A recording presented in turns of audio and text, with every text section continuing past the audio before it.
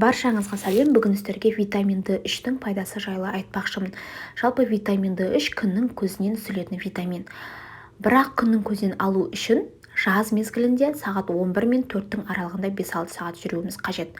Жалпы витамин D-ның екі түрі бар. Эргокальциферол ол D2, холикальциферол D3. Бізге ең керегі холикальциферол D3 витамині болып табылады. Сондықтан да оны сатып алатын кезде сыртқы инструкциясын оқып алғандарыңыз абзал. Витамин D3-ті күннің көзінен басқа тамақтардан да алуға болады, бірақ ол тамақтарда витамин D3-тің мөлшері өте аз болып келеді. Мысалы, бір күндік витамин D3-тің нормасын алу үшін бір күнде 30 жұмыртқаны жеуіңіз керек. Сондықтан да біз оны қосымша қабылдаймыз. Витамин D3-тің негізгі атқаратын қызметі ең алдымен кальций мен фосфордың алмасуына қатысады.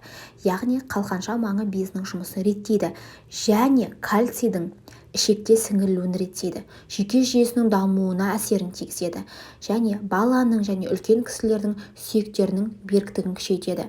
Атап айтқанда, балаларда рахит ауруының, ал үлкен кісілерде остеопороз және сүйек ауруының алдын алады. Бұлшықеттердің тұрақты тонусын сақтап, жүрек жұмысын реттейді. Бауырда қанның ұюына қатысады және онкологиялық аурулардың алдын алады.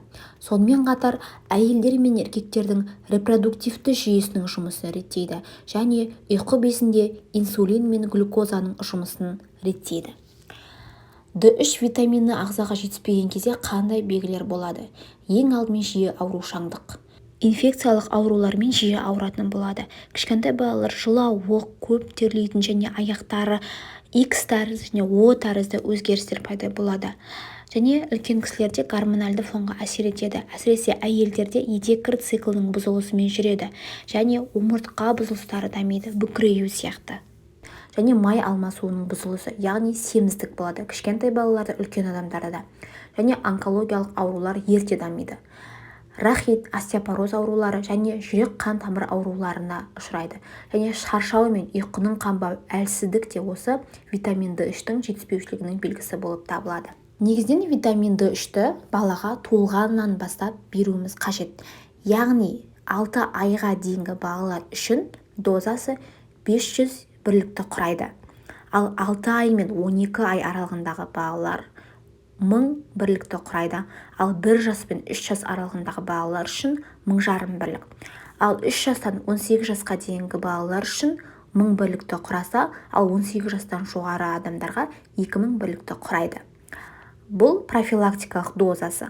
Ал емдік дозасы 25OH деген анализді тапсыру арқылы, егер ол анализ жеткіліксіз болған жағдайда ғана емдік дозасы тағайындалады. Сонымен қатар, оны қабылдау уақыты жыл мезгіліне байланыссыз, яғни қыста да, жазда да, көктем мезгілдерінде кез келген мезгілде іше беруге болады. Және витамин D3 таңертеңгі уақытта қабылдаған абзал, өйткені сол уақытта сіңімділігі жоғары болады. Және аш қарынға мүлде қабылдамаңыз. Таңғы астан кейін қабылдаған абзал. Егер аш қарынға қабылдайтын болсаңыз, оның сіңімділігі өте төмен болады. Анализ тапсырған кезде оның қалыпты мөлшері 30 және 100 аралығында болады. Егер 30-дан төмен болатын болса, сізге витамин D3-тің жеткіліксіз болады.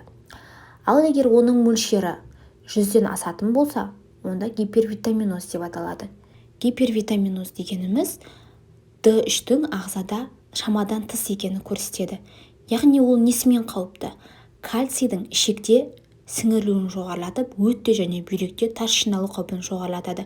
Сондықтан да витамин D3-ті өз бетіңізше жоғары дозада қабылдаудан аулақ болыңыз. Егер видеом пайдалы болған болса, каналыма тіркеліп, лайк басып, комментарий жазуды ұмытпаңыз.